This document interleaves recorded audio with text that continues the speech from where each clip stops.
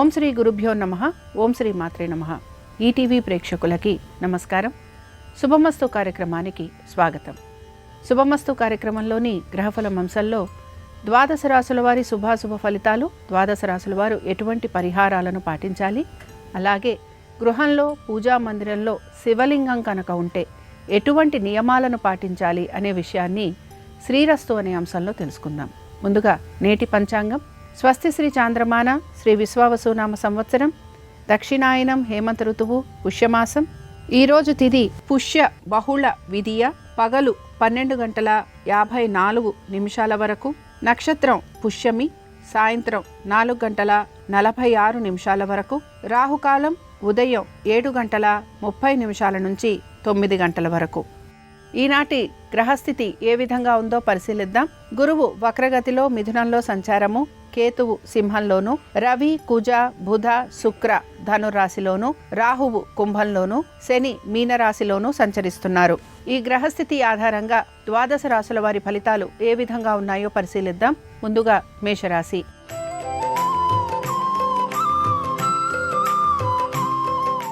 మేషరాశి ఉద్యోగస్తులకి శ్రమ అధికంగా ఉండబోతోంది. దీంతో పాటు స్థానచలనము, బదిలీల గురించి మీరు ప్రయత్నం చేసే అవకాశాలు గోచరిస్తున్నాయి. ఖర్చులు అధికంగా ఉండటంతో పాటు అనారోగ్య సూచన కూడా గోచరిస్తోంది. వీటన్నిటితో పాటు వైద్య నిమిత్తంగా ఖర్చులు అధికంగా ఉండటం వలన ఇబ్బందికి గురయ్యే అవకాశాలు గోచరిస్తున్నాయి. ఉద్యోగస్తులతో పాటు వ్యాపారస్తులకి కూడా శ్రమ అధికంగా ఉండటం, వ్యాపార నిమిత్తంగా ప్రయాణాలు లాంటివి చేయటం, నూతన వ్యాపారాలు, నూతన భాగస్వామ్యం గురించి ప్రయత్నం చేసే అవకాశాలు గోచరిస్తూ ఉంటాయి. అనుకున్న విధంగా పనులన్నీ పూర్తి చేయడానికి శ్రమిస్తూ ఉంటారు. ఇక వీటన్నిటితో పాటు మీ సంతానము, వారి అభివృద్ధి గురించి ఎక్కువగా ఆలోచన చేసే అవకాశాలు గోచరిస్తున్నాయి. మీ సంతానానికి సంబంధించి వివాహము, అలాగే వారి యొక్క ఉద్యోగము, వీటిపైన అధిక శ్రద్ధాశక్తుల్ని మీరు కనబరుస్తూ ఉంటారు.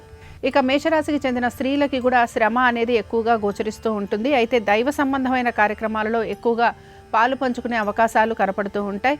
ఉద్యోగస్తులకి శ్రమ అధికంగా ఉన్నా కూడా ఉన్నతాధికారుల ఒక సహాయ సహకారాలు తీసుకొని నెమ్మదిగా వారి సమస్యలను పరిష్కరించుకునేందుకు ప్రయత్నం అనేది చేస్తూ ఉంటారు. ఇక మేషరాశి వారు ఈరోజు అరుణాచల అష్టకం చదవటం, వినటం, స్వామివారి దర్శనం వీరికి మంచి ఫలితాలను కలిగిస్తుంది. అనుకూలించే దిక్కు పడమర, కలిసొచ్చే రంగు పసుపు, అదృష్ట సంఖ్య 2.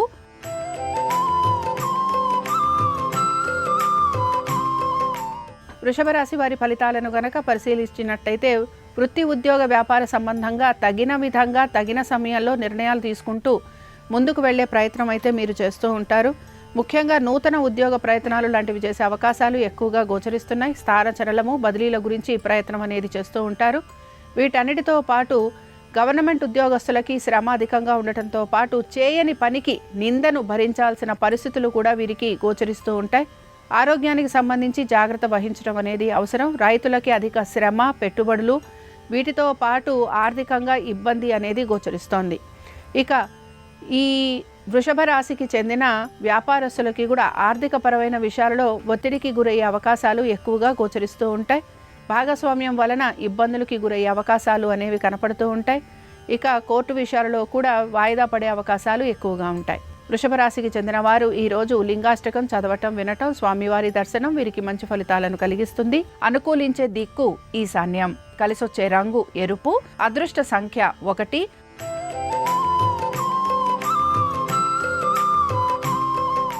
మిథున రాశి వారి ఫలితాలను గనక పరిశీలించినట్లయితే ఉద్యోగ ప్రయత్నాలు అనేవి కొనసాగుతూ ఉంటాయి. నూతన ఉద్యోగ ప్రయత్నాలలో ప్రతికూలత అనేది ఎక్కువగా గోచరిస్తోంది. ఇంటర్వ్యూలకి వాటికి వెళ్ళినా కూడా ఆశించినట్టుగా మార్పులు లేకపోవటం నిరాశను కలిగిస్తూ ఉంటుంది. నూతన ఉద్యోగ ప్రయత్నాలలో భాగంగా మీరు స్థలం మార్చేందుకు కూడా ప్రయత్నం అనేది చేస్తూ ఉంటారు.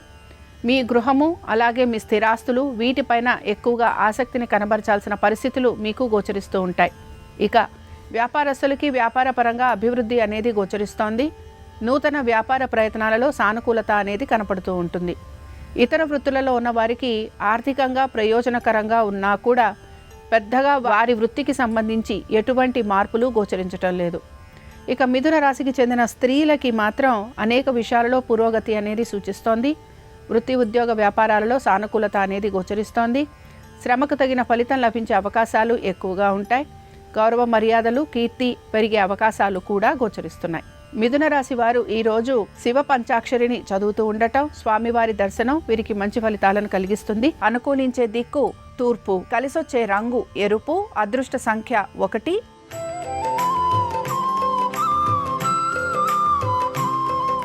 కర్కాటక రాశి వారి ఫలితాలను గనక పరిశీలించినట్లయితే వీరి యొక్క ఆరోగ్యం గురించి తగు జాగ్రత్తలు పాటించాలి.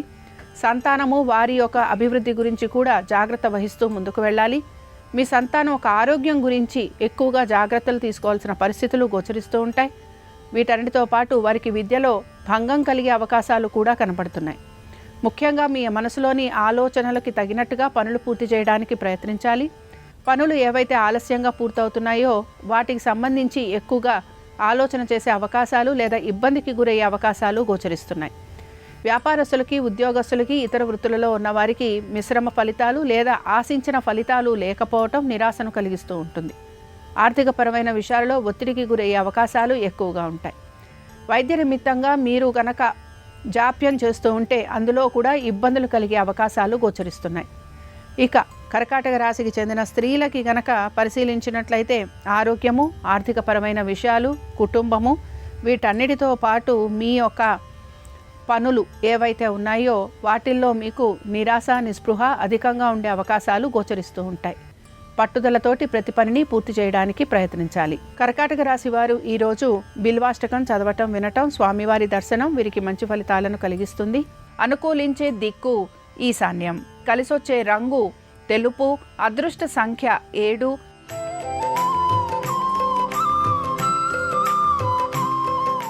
సింహరాశి వారి ఫలితాలను గనక పరిశీలించినట్లయితే వ్యాపార నిమిత్తంగా మీరు తీసుకున్న రుణాలు ఏవైతే ఉన్నాయో వాటిని తీర్చాలని మీ పైన అధిక ఒత్తిడి కలుగుతూ ఉంటుంది. వ్యాపారాలు ఆశించినట్టుగా ముందుకు సాగకపోవటం నిరాశను కూడా కలిగిస్తుంది. భాగస్వామ్యంలో ఉన్న వారికి ఇబ్బందులు అధికంగా ఉంటాయి. వీటన్నిటితో పాటు అనారోగ్య సమస్యలు అధికంగా ఉండే అవకాశాలు గోచరిస్తున్నాయి. ఉద్యోగస్తులకి ఉద్యోగానికి సంబంధించి ఎక్కడా మార్పులు అనేవి గోచరించడం లేదు. ఇతర వృత్తులలో ఉన్న వారికి పరిస్థితులకి తగినట్టుగా మీరు మారుతూ ఉండటం అనేది గోచరిస్తూ ఉంటుంది. ఇక సింహరాశికి చెందిన స్త్రీలకి గనక పరిశీలించినట్లయితే ఆర్థికపరమైన విషయాలలో అనుకూలత అనేది గోచరిస్తోంది. సమయానుకూలంగా మీ యొక్క స్నేహితులు, బంధువులు మీకు సహాయం అనేది అందిస్తూ ఉంటారు. ఉద్యోగానికి సంబంధించి, వ్యాపారానికి సంబంధించి ప్రత్యేకించి మీరు ఎటువంటి నిర్ణయాలు ఈరోజు తీసుకునే అవకాశాలు గోచరించడం లేదు.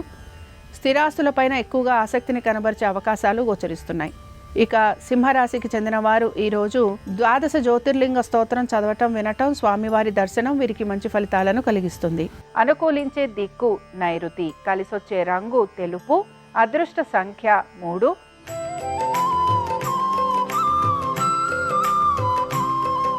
కన్యారాశి వారి ఫలితాలను గనక పరిశీలించినట్లయితే శ్రమకు తగిన గుర్తింపు లభిస్తుందని చెప్పుకోవచ్చు. ఎటువంటి ఆటుపోట్లు కలుగుతున్నా వాటిని అధిగమిస్తారు. శత్రువులపైన విజయాన్ని సాధించే అవకాశాలు ఎక్కువగా ఉంటాయి. కానీ అనారోగ్యపరంగా ఇబ్బందులు ఎదుర్కొనే పరిస్థితులు ఉంటాయి గనక జాగ్రత్త వహించాలి. ఖర్చులని అధిగమించడానికి ప్రయత్నించాలి.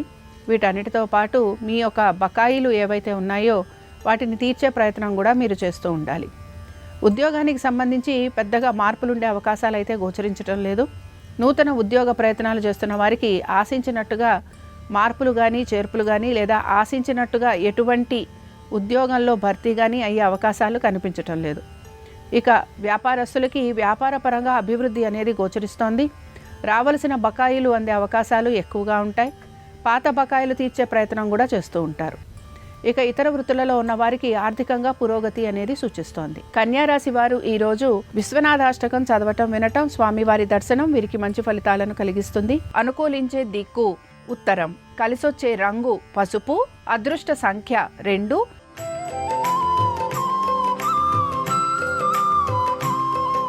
తులారాశి వారి ఫలితాలను గనక పరిశీలించినట్లయితే స్నేహితులతోటి, బంధువులతోటి అకారణంగా గొడవలు, తగువులు ఉండే అవకాశం గోచరిస్తోంది. మిమ్మల్ని తప్పుగా అర్థం చేసుకునే అవకాశాలు ఎక్కువగా ఉంటాయి.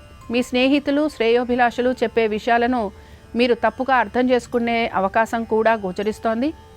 మనసుని ప్రశాంతంగా ఉంచుకోవడానికి ప్రయత్నించాలి. ఉద్యోగంలో ఎటువంటి మార్పులు గోచరించడం లేదు. వ్యాపారస్తులకి ఆర్థిక పురోగతి అనేది సూచిస్తోంది. పాత బకాయిలు, రుణాలు తీర్చే ప్రయత్నం చేస్తూ ఉంటారు. వీటితో పాటు పాత బకాయిలు తీర్చాలనే ఒత్తిడి కూడా మీ పైన కలుగుతూ ఉంటుంది. మీ స్నేహితులు ఎవరైతే మీకు సమయానికి సహాయం చేస్తామని చెప్తారో వారు సహాయం అందించలేకపోవటం వలన మీరు ఇబ్బందికి గురయ్యే అవకాశాలు ఎక్కువగా ఉంటాయి. అవమానాలు, నిందలు భరించాల్సిన పరిస్థితులు మీకు గోచరిస్తూ ఉంటాయి. ఇతర వృత్తులలో ఉన్నవారికి ఆర్థికంగా కానీ లేదా వారి వృత్తిపరంగా కానీ ఎటువంటి మార్పులు గోచరించడం లేదు. తులారాశికి చెందిన వారు ఈరోజు మేధా దక్షిణామూర్తి అష్టోత్తరం చదవటం, వినటం, స్వామివారి దర్శనం వీరికి మంచి ఫలితాలను కలిగిస్తుంది.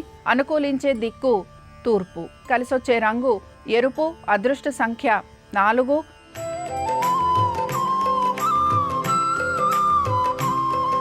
వృశ్చిక రాశి వారి ఫలితాలను కనుక పరిశీలించినట్లయితే వృశ్చిక రాశి వారికి కూడా శ్రమ అనేది అధికంగా గోచరిస్తోంది. అయితే పనులన్నీ సునాయాసంగా పూర్తి చేయడానికి ప్రయత్నం అయితే మీరు చేస్తూ ఉంటారు.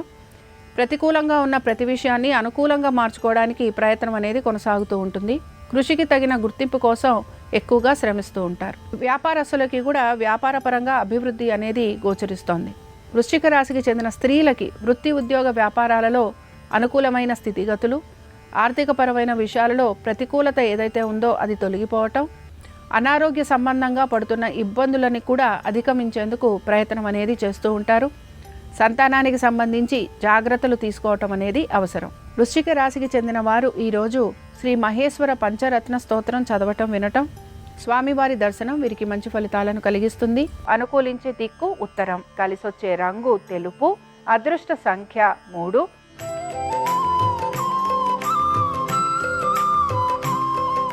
ధనురాశి వారి ఫలితాలను గనక పరిశీలించినట్లయితే ధనురాశి వారికి శ్రమ అధికంగా ఉంటుంది. అయితే పనులన్నీ కూడా సకాలంలో పూర్తి చేస్తారు. అనుకున్న విధంగా ప్రతి పనిని పూర్తి చేయటం వలన వీరికి గౌరవ మర్యాదలు పెరిగే అవకాశాలు గోచరిస్తున్నాయి. ఇక పట్టుదలతోటి ప్రతి పనిని పూర్తి చేయటము, అలాగే మీ గౌరవ మర్యాదలను మీరు కాపాడుకోవటం అనేది కూడా గోచరిస్తోంది. బంధువులతోటి, స్నేహితులతోటి లేదా సోదర సోదరీమణులతోటి కలుగుతున్న విభేదాలను కూడా తొలగించే ప్రయత్నం మీరు చేస్తూ ఉంటారు. కోర్టు విషయాలలో కూడా అనుకూలమైన స్థితిగతులు అనేవి కనిపిస్తున్నాయి. ముఖ్యంగా మీ జీవిత భాగస్వామి వారి యొక్క వ్యాపారము, ఉద్యోగము వీటిపైన శ్రద్ధాశక్తుల్ని కనబరుస్తూ ఉంటారు. మీ జీవిత భాగస్వామి గనక వ్యాపారం కనుక చేస్తూ ఉంటే అందులో ఆర్థికంగా ఎదుగుదల అనేది గోచరిస్తోంది. ఇక ధనురాశికి చెందిన వారు ఈరోజు శ్రీ రుద్రాష్టకం చదవటం, వినటం, స్వామివారి దర్శనం వీరికి మంచి ఫలితాలను కలిగిస్తుంది. అనుకూలించే దిక్కు దక్షిణం. కలిసొచ్చే రంగు పసుపు. అదృష్ట సంఖ్య 2.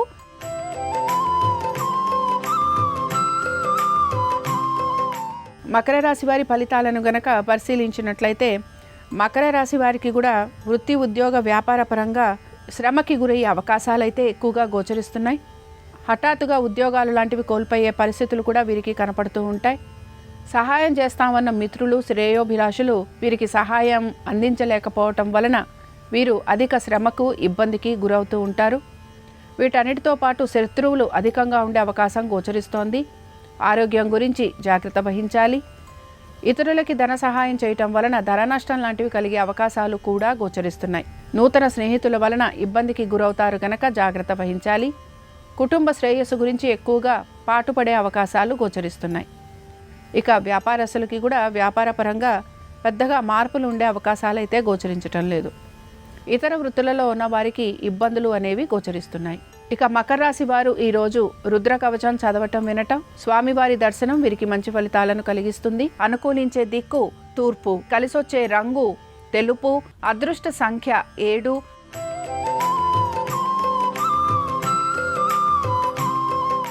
కుంభరాశి వారి ఫలితాలను గనక పరిశీలించినట్లయితే కుంభరాశి వారికి ఆర్థికంగా అనుకూలత అనేది ఉన్న ఖర్చులు మాత్రం అధికంగా ఉన్నాయి. ఆరోగ్యం గురించి తప్పనిసరిగా జాగ్రత్త వహించడం అనేది అవసరం. పాత బకాయిలు తీర్చే అవకాశాలు గోచరిస్తున్నాయి. మీ యొక్క జీవిత భాగస్వామికి సంబంధించి అనేక ఇబ్బందులు ఎదుర్కోవాల్సిన పరిస్థితులు కనపడుతూ ఉంటాయి.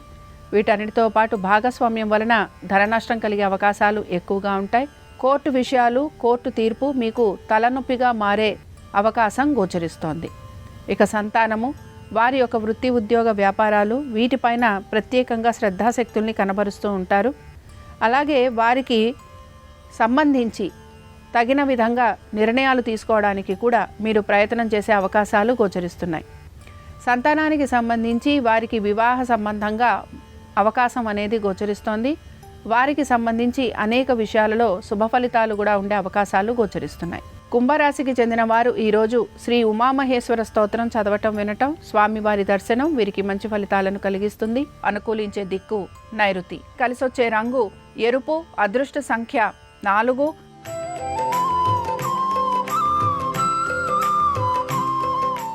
మీనరాశి వారి ఫలితాలను గనక పరిశీలించినట్లయితే వృత్తి, ఉద్యోగ, వ్యాపార సంబంధంగా ప్రత్యేకించి ఎటువంటి మార్పులు అయితే గోచరించడం లేదు. ఎటువంటి సమస్యలు ఉన్నా, ఎటువంటి ఇబ్బందులు ఉన్నా వాటిని మీరు అధిగమిస్తూ ముందుకు వెళ్లే ప్రయత్నం చేస్తూ ఉంటారు. ఇంటికి సంబంధించి కూడా మార్పులు చేర్పుల గురించి ప్రయత్నం చేసే అవకాశాలు గోచరిస్తూ ఉంటాయి. స్థానచలనము, బదిలీల గురించి ప్రయత్నిస్తున్న ఈరోజు ప్రత్యేకించి ఎటువంటి మార్పులు గోచరించడం లేదు. వ్యాపారస్తులకి వ్యాపారపరంగా ఆర్థికంగా అభివృద్ధి అనేది గోచరిస్తోంది. స్థిరాస్తులు గనక మీరు అమ్మాలని ప్రయత్నిస్తుంటే అందులో కూడా సానుకూలమైన పరిస్థితులు మీకు కనపడుతూ ఉంటాయి. సంతానానికి సంబంధించి అనేక విషయాలలో శుభ ఫలితాలు లేదా శుభ పరిణామాలు అనేవి గోచరిస్తున్నాయి. ఇక ఉద్యోగస్తులు, వ్యాపారస్తులతో పాటు ఇతర వృత్తులలో ఉన్న వారికి కూడా ఆర్థికంగా పురోగతి అనేది సూచిస్తోంది. ఇక మీనరాశికి చెందిన వారు ఈరోజు దారిద్ర్య దహన శివస్తోత్రం చదవటం వినటం, స్వామివారి దర్శనం వీరికి మంచి ఫలితాలను కలిగిస్తుంది. అనుకూలించే దిక్కు పడమర. కలిసొచ్చే రంగు పసుపు. అదృష్ట సంఖ్య 2. ఇవి ద్వాదశ రాశుల వారి ఫలితాలు. సోమవారం సందర్భంగా ఆ పరమశివుని యొక్క అనుగ్రహం ద్వాదశ రాశుల వారి మీద ఉండాలని ఆశిస్తూ స్వస్తి. శ్రీరస్తు శుభమస్తు. గృహంలో పాదరస శివలింగము లేదా స్ఫటిక శివలింగం ఉన్నప్పుడు కొన్ని ముఖ్యమైన నియమాలు పాటించాలి.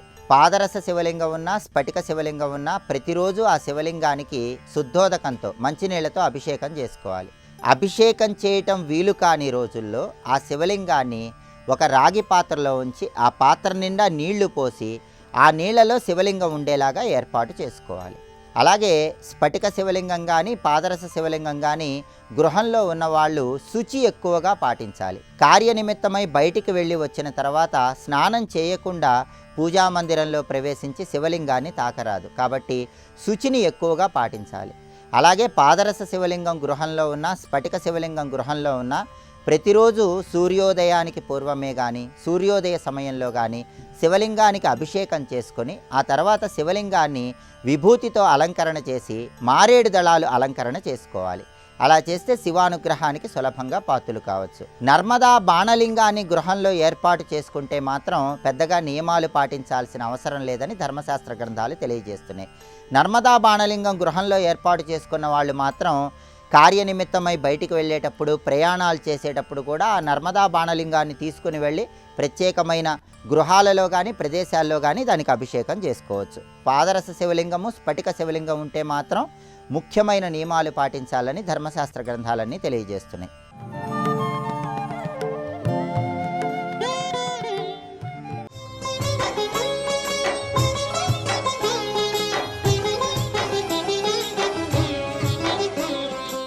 అధర్మం చేసి భూమిని పాడు చేద్దాం అనుకున్న సగరపుత్రులు ఏమయ్యారు?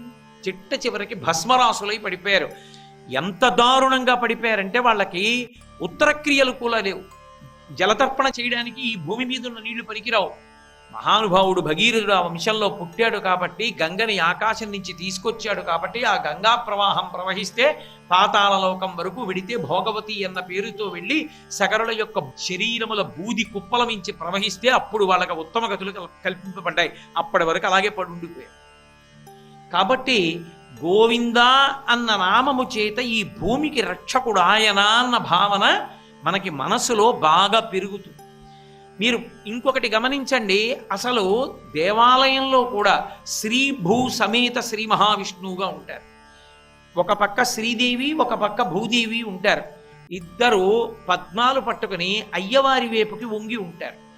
ఇటు శ్రీదేవి, ఇటు భూదేవి ఉండడంలో తాత్పర్యం ఏమి అంటే, ఒక పక్క భూదేవి తన ధర్మాన్ని తాను నెరవేరుస్తుంది. ఏదో పంట వేశాడు, పొలం దున్నాడు, వచ్చింది పంట చేతికి, అది అనుభవయోగ్యము కావాలా వద్దా? ఆ పంట ఇంటికెళ్ళి వాడు తిని వాడుగా మారాలా వద్దా? అన్నం అక్కడ ఉందనుకోండి, అది అన్నం నేను, ఈ అన్నం నేను తినేశాను అనుకోండి, ఇప్పుడు అన్నం ఏమైంది? నేనైపోయింది. పండిన పంట నేనైపోవాలా వద్దా అంటే మధ్యలో ఉన్న ఆయన వంక చూస్తుంది భూదేవి. ఇదంతా చేరచ్చా ఇంటికి? చేరవచ్చంటే శ్రీదేవిగా మారుతుంది. ధాన్యాగారాలు నిండుతాయి, కడుపులు నిండుతాయి. ఏ ధర్మం పాటిస్తున్నారని చేరాలి, ఏ పుణ్యకార్యం జరుగుతోందని చేరాలి, నీ చెప్పిన శాసనం ఎవడు పాటిస్తున్నాడని చేరాలి అని ఈశ్వరుడు పశ్చాత్తాపం కూడా లేని వాళ్ళకి ఎందుకు అని ఇలా అన్నాడు అనుకోండి, భూదేవి అనుగ్రహం శ్రీదేవిగా మారదు. అప్పుడే విపత్తులు సంభవిస్తాయి.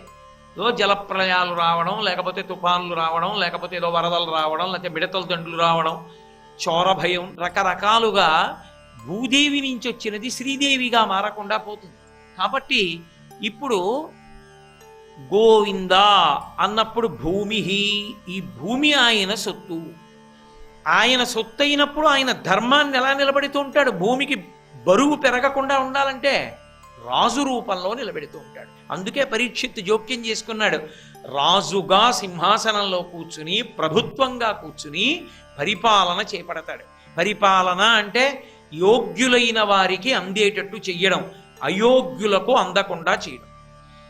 ఎవరు తప్పు చేశాడో వాణ్ణి శిక్షించడం, ఎవడు సన్మార్గంలో ఉన్నాడో వాణ్ణి రక్షించడం. ఇప్పుడు ఇది ఎవరిది? విష్ణువుది. ఆ విష్ణువు యొక్క అంశ ఎవరి యందు ప్రవేశించిందో వాడు పరిపాలకుడుగా ఉంటాడు. వాడు వాడి ధర్మంలో నిలబడకపోతే వాడికి పతనం సంభవిస్తుంది. అందుకనే అమ్మా, నేను చెయ్యవలసిన పని నేను చెయ్యకపోతే నా సమస్త ఐశ్వర్యములు పోతాయి, అందుకు నేను చెయ్యాలమ్మా అన్నాడు పరీక్షిత్తు.